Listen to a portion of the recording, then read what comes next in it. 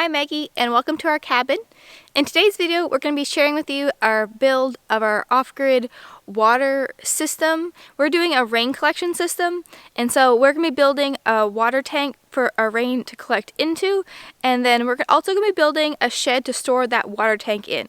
We decided to build our own tank instead of buying one because for us it was going to be a lot cheaper. That if we bought one, we looked at a few quotes for the size we wanted and it was going to be around $3,000, and we can build this one for under $1,000.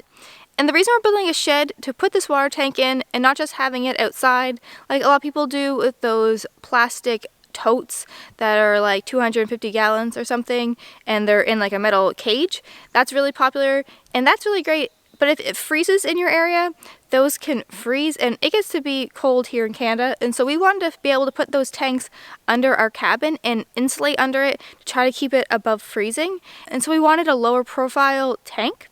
Originally, we were going to put this tank right under the cabin, and that was our main idea. But then we got to thinking, and we talked to some people that are in our area that also have a rain collection system, and they hold theirs in big tanks that are buried in the ground. And they get in about once a year to clean them out. And the way we were going to set it up, having it under the cabin, it was going to be really hard to get into it to clean it out. So we decided instead to this fall put a shed on the side of the cabin, and then we'll put the tank in there. The reason we decided to not bury it in the ground is just because we can't here. We have really shallow topsoil, and we aren't able to dig down deep enough to be able to bury a tank. And so that's why we're hoping this is going to work. I'll be able to share a video with you come the end of winter to see if it's actually working and if our water is not frozen. So I'll let you know how it turns out. So let's get to the tank build. We started doing this last year and we'll show you our whole process and then on to how we built the shed. Now let's swap right in. It's gotta come this way, right?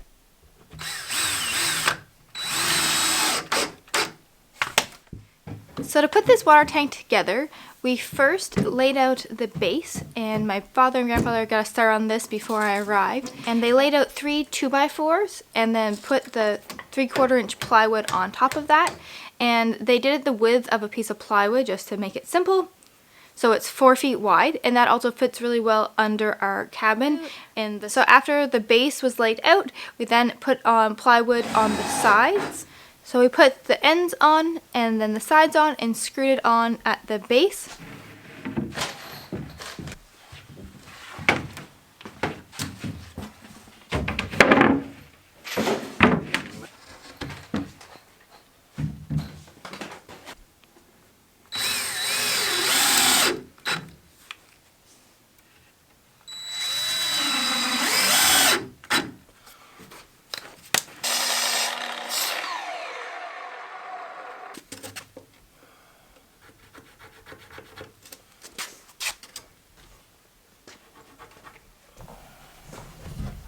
That's the top side of this, ain't it? It's on the base. Yeah. Wait, we're putting it up like this?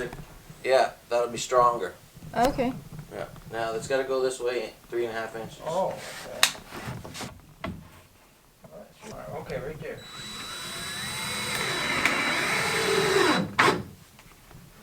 Why is it stronger this way?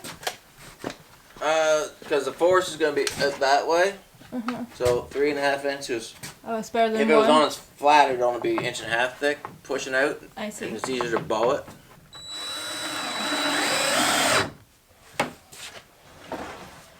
About halfway, and that should give it lots of strength this way.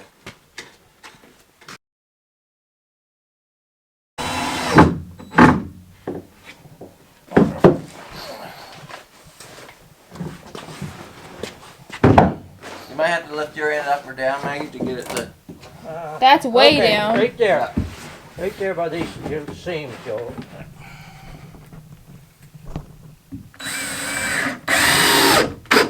Right.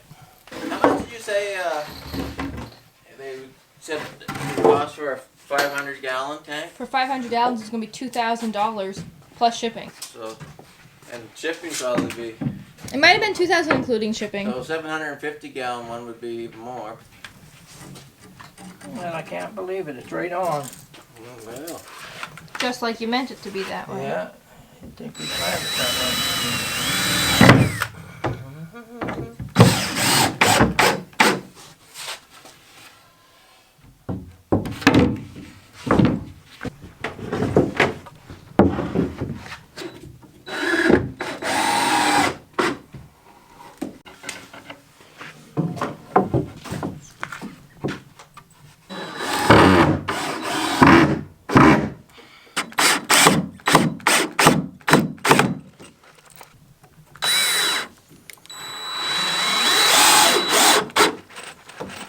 So I'm in my grandfather's shop, and today I'm going to be working on painting the water tank. And what I'm using for painting it is, that's French. Siding and fencing is what it's supposed to be for. It's an outdoor thing, which is good because it's going to be under our cabin, and that's outdoors. And it is a color stain.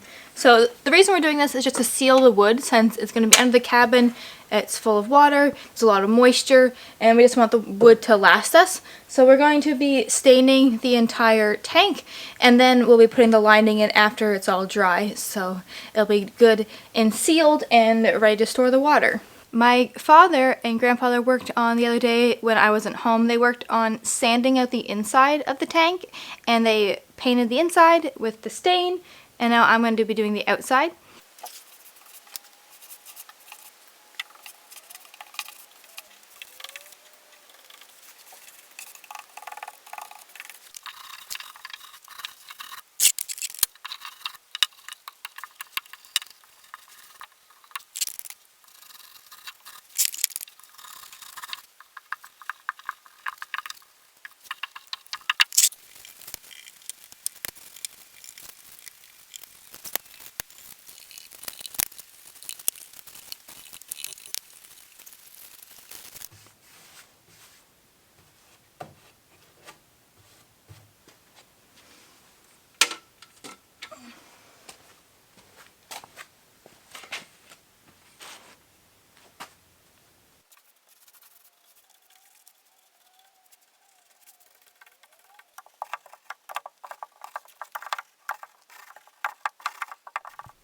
The first step of the process for building the shed was to get our ground leveled up, and so we got some crushed rock and brought it down with our tractor, and my dad and grandfather got it leveled up. So we have a good foundation for building the shed on.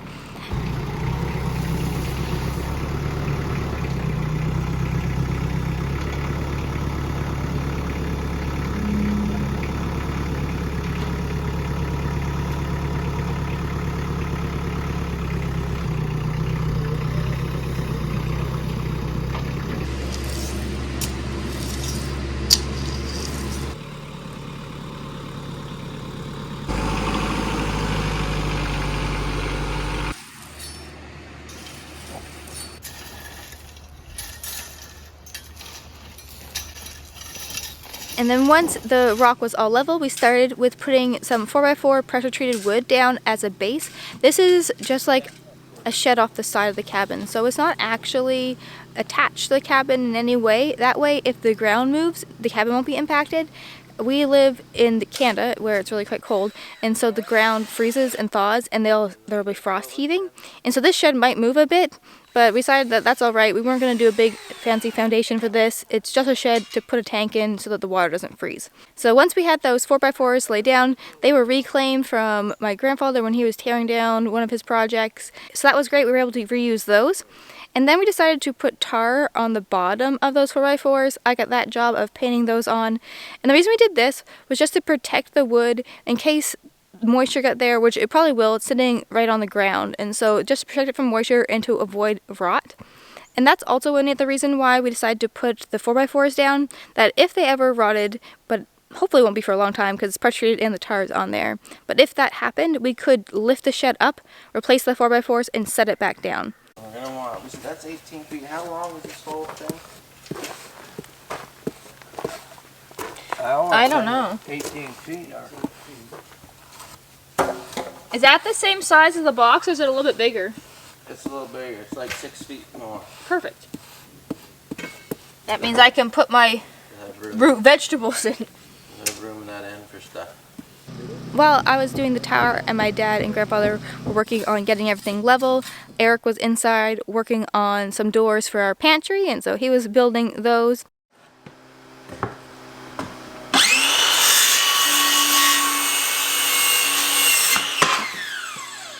And it's very exciting. The inside is getting done quite a bit. Our next project for the inside of the cabin will be to lay the flooring downstairs, which means we're getting close to adding kitchen cupboards and doing the bathroom, and that means we're getting close to moving in, which will be really exciting.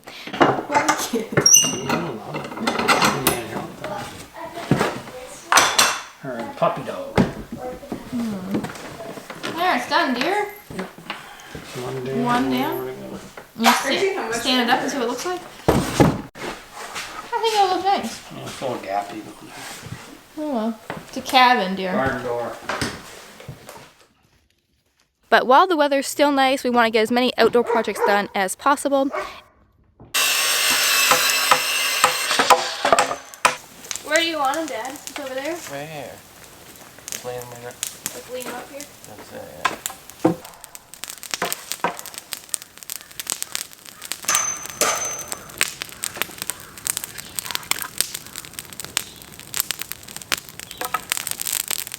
After the 4x4s were laid, we then moved on to building our back wall.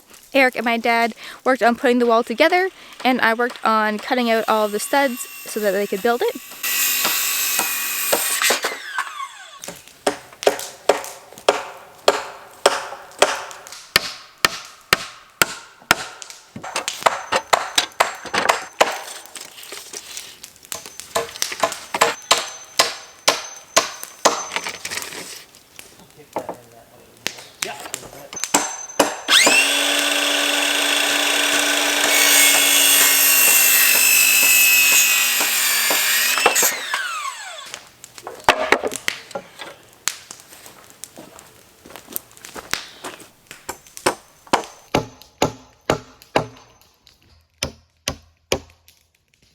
Once it was built, we lifted it up into place, and then we moved on to the front wall and just repeated the same process.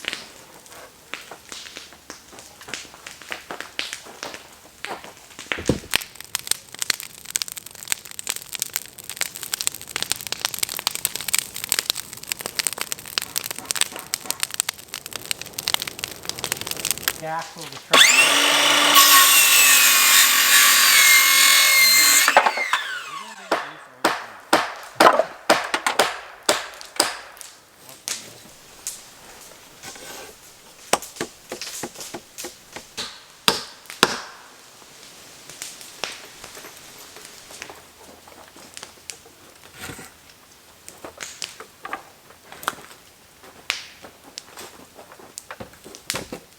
Once the walls were up, we called it a day and went up for supper and to do the barn chores.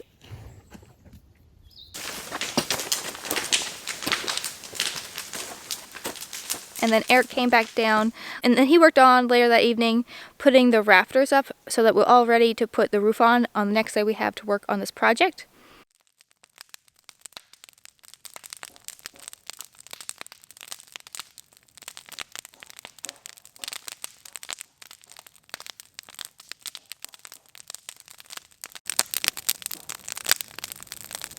Later that week, my grandfather came down and studded up that end wall, and then he also added some brackets to help secure the roof. We want to make sure that roof is really quite strong so that any snow coming off the top part of the cabin that hits there'll be quite a bit of snow that come down, and so we want it to be pretty strong. We don't want it to collapse or something. So that's the reason we decided to build that up with some brackets. When we were framing up the back wall, we decided to skip one stud and put a header in, like a door, so that I'm able to crawl under the cabin, and I'm planning on storing my root crops down there, which will be really nice, and I'm hoping that if things stay above freezing, I'll be able to keep my potatoes and carrots down there as like a makeshift version of a root cellar. Not really root cellar because it's not below ground, but I've done a lot of videos before on how to make do without a root cellar, some different options. So I can link those for you if you're interested. But that's my plan. I thought make the most of this opportunity of us building and insulating, that I can try to see if it would work for a root cellar, and then we wouldn't have to build one. If it doesn't, we'll build a root cellar someday down the road. We are happy with how it's turning out. I'm really happy that I can stand up in this shed portion and not hit my head. That's nice. And so I'll be able to walk in there, and Eric has told me that it's going to be my task to get in because he can't stand up in there. So I'm probably going to be the one getting in the tank and cleaning it, but we'll see how that plays out. So we have lots to do still. We still need to put the roof on, obviously cover the walls up, put a door on, and before we build the end wall, we're going to put the tank in place. We'll be sharing the part 2 of this video finishing the tank, putting it in, having it all wrapped up. And so keep your eye out for that video to come. Thank you so much for watching. If you have any questions about our off-grid system or our water system, you can put them in the comments and we'll do our best to get back to you. We aren't living down here yet, so I'm not 100% sure how it's all going to work, but we'll be definitely sharing more videos with you in the future on how it's working out. Thanks so much for watching. Have a great day, and I'll see you on the next one.